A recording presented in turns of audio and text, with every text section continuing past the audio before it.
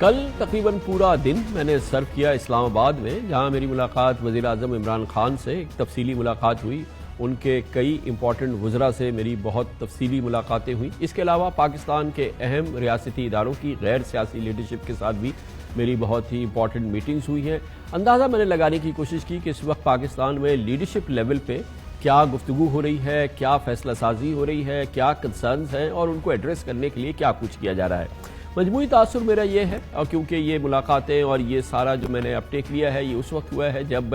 Chief of army staff کی حیثیت سے جنرل قمر جاوید باجوہ کے لیے ایک اور ٹرم کے لیے ایکسٹینشن ہو چکی ہے۔ اس وقت موضوع اول اسلام آباد میں یقیناً کشمیر کی صورتحال ہے، جہاں پر پاکستان کی جو ریاستی لیڈرشپ ہے وہ اس نقطے پر بالکل 100% اس کا کنسنسس ہے، وہ متحد ہے کہ دراصل بھارتی وزیر اعظم نریندر مودی نے کشمیر میں جو ظالمانہ قدم اٹھایا ہے اس نے ایک فیٹل مسٹیک کی ہے، ایک مہلک بیماری کو جنم دیا ہے بھارت کے وجود کے حوالے سے، اور یقیناً کشمیر کی آزادی کے لیے ایک نئی صورتحال پیدا ہو گئی ہے۔ یہ کنسنسس ہے جو کہ پاکستان کی لیڈرشپ پہ مجھے دیکھنے میں آیا، اور یہ کنسنسس دیکھنے میں آیا کہ ایک سنہرا موقع ہے کہ اب شاید کشمیر کا مسئلہ حل ہو، کیونکہ یہ معاملہ بھرپور انداز میں اور اس انداز میں اس سے پہلے کبھی اتنا انٹرنیشنلائز نہیں ہوا تھا جیسا اب ہوا ہے۔ اس کے لیے پاکستان ہر صورت تیاری کرے، پاکستان کے اندر پاکستان کے باہر پوری قوت سے بھارت کے خلاف احتجاج کرے، کشمیریوں کے مظالم کو ہائی لائٹ کرے، کشمیریوں پر ہونے والے مظالم کو پہ ہائی لائٹ کرے، اور اس بات کو اس سنہری موقع کا بھرپور فائدہ اٹھایا جائے۔ اس کے ساتھ ہی وزیر اعظم عمران خان اس بات پر اب قائم ہے کہ وہ کسی صورت میں اب نریندر مودی کو مذاکرات کی، امن مذاکرات کی اپنی جانب سے کوئی پیشکش نہیں کریں گے۔ مجھے کافی غصے میں برہم وہ نظر آتے ہیں کہ ان کی اس حوالے سے جو اس سے پہلے بھارت کو پیشکش رہی ہے اس کا خاطر خواہ جواب نہیں آیا ہے، اور اب وہ اس بات پہ مصر ہیں کہ اب کسی قسم کی پیشکش وہ نریندر مودی کو نہیں کریں گے۔ اس کے ساتھ ہی وہ پورے اعتماد نظر آتے ہیں، وہ اور پاکستان کے تمام ریاستی ادارے، کہ اس وقت بھارت کمزوری کی جانب بڑھ رہا ہے، اور پاکستان اس سلسلے میں جو بھی خاص طور پہ سفارتی اور سیاسی مدد کرنی ہوگی وہ کشمیریوں کی کرے گی۔ پاکستان کی لیڈرشپ اس بات پر بھی قائم ہے کہ پاکستان کسی قسم کی ملیٹنسی اپنے ملک کے اندر اس ماحول میں اس کو پنپنے نہیں دے گی۔ پاکستان کی مدد کشمیریوں کے لیے پرامن ہوگی، علامتی ہوگی، سفارتی ہوگی، سیاسی ہوگی، اور ہر لحاظ سے یہ مدد ہوگی۔ اور اس سلسلے میں نے دیکھا کہ وزیر اعظم خاص طور پہ بہت پرجوش ہیں۔ اقوام متحدہ کا جو جنرل اسمبلی کا اجلاس ہونے جا رہا ہے آئندہ ماہ، وزیر اعظم اس میں خطاب کریں گے، اور اس کے لیے وہ بھرپور تیاری کرتے ہوئے نظر آ رہے ہیں اس کپتان کی طرح سے جو کہ کسی امپورٹنٹ میچ کی تیاری کرتا ہے۔ مجھے لگا کہ وزیر اعظم عمران خان اس کی تیاری کر رہے ہیں، اور انہوں نے بتایا ہے کہ وہاں ان کا ایک امپورٹنٹ جو خطاب ہے وہ اسی دن ہوگا جس دن نریندر مودی کو خطاب کرنے کی دعوت دے گی جنرل اسمبلی، اور ان کا خیال یہ ہے کہ شاید اسی دن ان کا خطاب ہے، اور ان کا جو اندازہ ہے وہ یہ ہے کہ پاکستان کا جو وفد ہے اس کا اندازہ یہ ہے کہ نریندر مودی کے بعد عمران خان جو ہے وہ وہاں پہ خطاب کریں گے۔ اور اطلاعات یہ مل رہی ہیں کہ کشمیری پورے یونائٹڈ اسٹیٹس میں اس حوالے سے ایک بھرپور نریندر مودی کی موجودگی کے حوالے سے احتجاج کا منصوبہ بھی بنا رہے ہیں، وہ پوری طرح سے اس کی تیاری کر رہے ہیں۔ گویا پاکستان ہر لحاظ سے تیار ہے کشمیر کی صورتحال کا مقابلہ کرنے کے لیے، اور جیسا میں نے آپ کو بتایا پاکستان کی لیڈرشپ کا خیال یہ ہے کہ نریندر مودی نے فیٹل مسٹیک کی ہے کشمیر میں، اور پاکستان کے لیے اور اس کشمیر کے مسئلے کے حل ہونے کے لیے ایک سنہری زمانہ شروع ہونے جا رہا ہے، اور پاکستان مگر اس پوری صورتحال میں اس بات کے لیے تیار ہے کہ بھارت کوئی مہم جوئی بھی کر سکتا ہے، اور اس کے لیے پاکستان کے پاس جو بھی اس کے ذرائع ہیں اپنے دفاع کے لیے اور اپنے ایگزسٹنس کے دفاع کے لیے پاکستان اس کو ہر صورت میں استعمال کرے گا۔ پاکستان کی لیڈرشپ پہ اس حوالے سے کوئی دو رائے نہیں ہے۔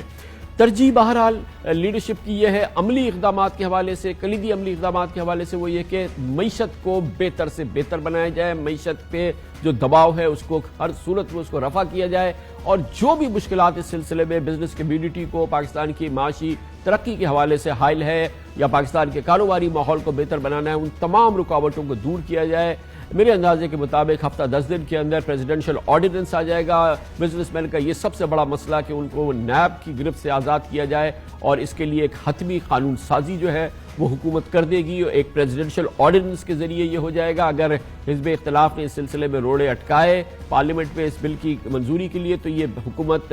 ہر لحاظ سے تیار ہے کہ وہ اب اس کا پریزیڈنشل آرڈیننس کر دے گی، جس میں کہ بیوروکریسی کو بھی تحفظ دینا اس کا مقصد ہے، تاکہ جو بیوروکریٹس حکومتی پہیے کو جام کر کے بیٹھے ہیں، وہ کسی دستخط نہیں کرتے، کسی چیز کو آگے نہیں بڑھاتے، ان کو بھی اس سلسلے میں کچھ ریلیکس کیا جائے، ان کے تحفظ کا بندوبست کیا جائے، تاکہ وہ نیب کی ڈرز کی وجہ سے حکومت پہیے کو جام نہ کرے۔ اس کے ساتھ ہی حکومت کی کوشش یہ ہے کہ جو تاجر حضرات ہیں، جو پاکستان کی ٹاپ بزنس لیڈرشپ ہے، عمران خان صاحب پرائم منسٹر کی حیثیت سے براہ راست ان کو اپروچ کریں گے اور ان کو دعوت دیں گے، ان کے ساتھ بیٹھیں گے، ان کے ساتھ مخصوص نشستیں کریں گے، اور وہ صرف جو پاکستان کے کلیدی بزنس گروپ ہیں، جو خاص طور پہ پاکستان کی معاشی اور کاروباری ترقی کے ستون سمجھے جاتے ہیں، ان 4-5 گروپس کو وہ پہلے بنانا چاہتے ہیں، اس کے بعد ایک بڑا گروپ 10-12 لوگوں کا، مگر وہ میننگ فل بنانا چاہتے ہیں ان میٹنگز کو، تاکہ حالات میں بہتری کے فوری اقدامات کیے جائیں۔ ہر لحاظ سے وزیر اعظم اور ان کی ٹیم آگاہ ہے کہ اس وقت پاکستان کے بزنس پہ بڑا پریشر ہے انٹرسٹ ریٹس کا، اور یہ بہت اچھی طرح سے پرائم منسٹر سمجھتے ہیں کہ انٹرسٹ ریٹ میں کمی کا کوئی بھی اشارہ جو ہے وہ پاکستان کے بزنس ماحول کو، کاروباری ماحول کو بڑا معاون ثابت ہوگا، اور وزیر اعظم میں سمجھتا ہوں کہ جتنے بزنس کمیونٹی سمجھتی ہے اس سے بھی زیادہ اس سلسلے میں پیشنیٹ نظر آتے ہیں۔ اسی حوالے سے یہ بات بھی میں نے نوٹس کی ہے کہ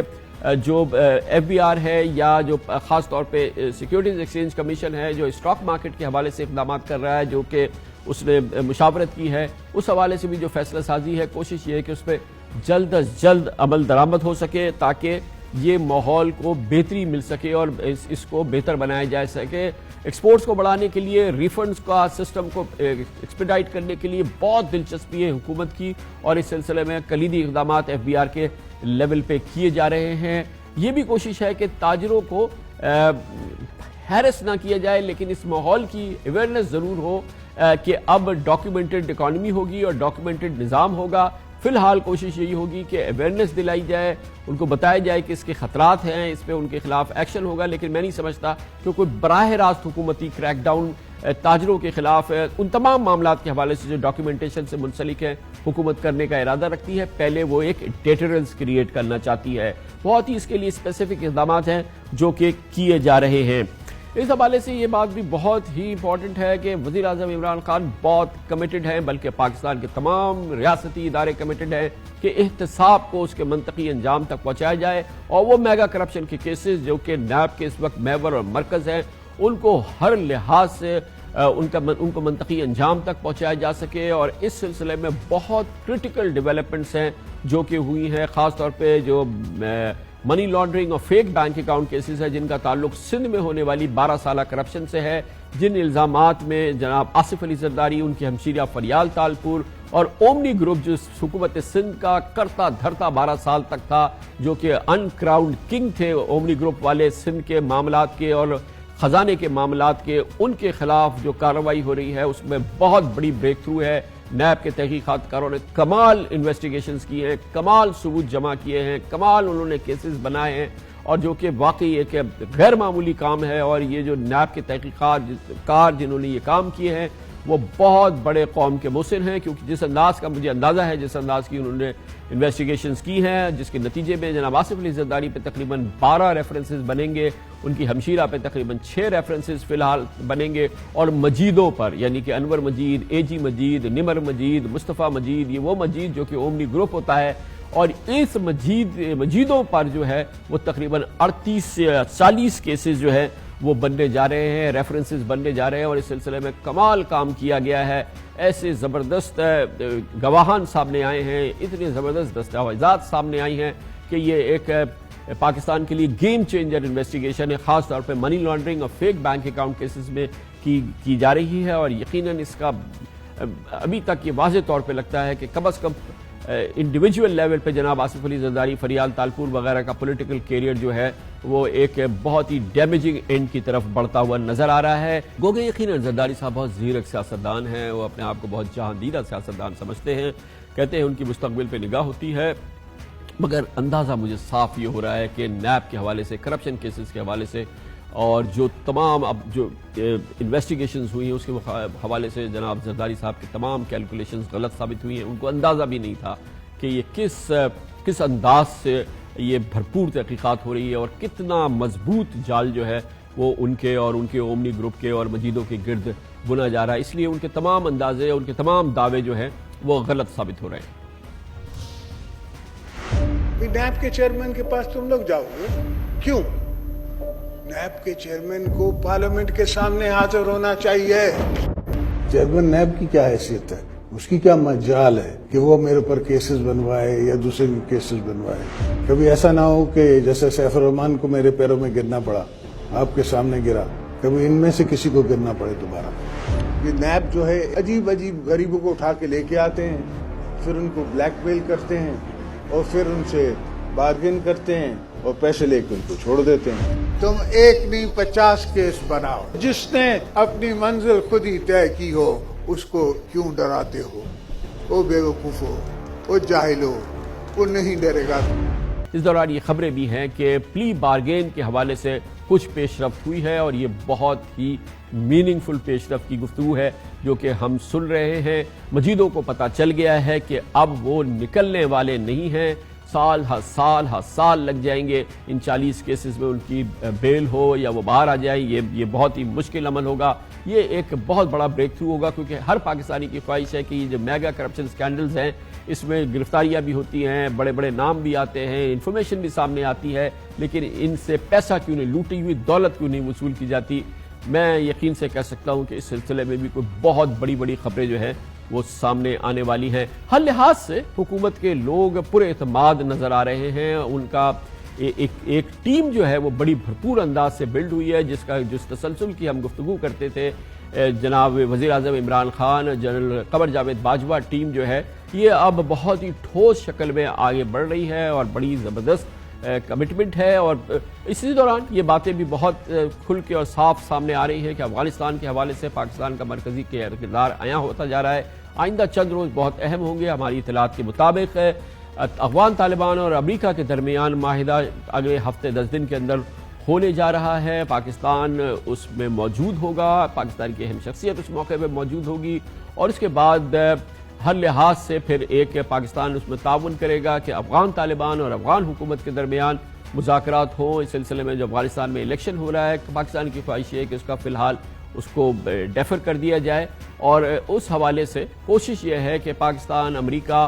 روس اور چین جو ہیں وہ ایک مرکز میں جمع ہو تاکہ افغانستان کے مستقبل کے حوالے سے بہتری کی صورتحال پیدا ہو. یہاں سے بھی اچھی خبروں کی توقع ہے اور پاکستان کے جو اسٹریٹجک بریک تھرو ہوا ہے امریکہ کے ساتھ اس میں بہت میننگ فل ڈیولپمنٹس ہیں جو پس پردہ بھی ہیں اور یقیناً اس میں بہت بہتری کی گنجائش جو ہے وہ آگے نظر آ رہی ہے. ہر لحاظ سے پاکستان کی سول ملٹری لیڈرشپ کا اس وقت فوکس یہ ہے کہ کاروبار، بزنس اور اکانومی کو ہم مضبوط سے مضبوط تر بنائیں اور یہ ہر چیز پر حاوی ہو تاکہ ہم آئندہ آنے والے مہینوں میں، آئندہ آنے والے سالوں میں کشمیر کے حوالے سے جب ہم فیصلہ کن کردار ادا کرنے کے لیے جائیں تو ہم معاشی طور پہ مضبوط انداز میں کھڑے ہوں. اور یہ یقیناً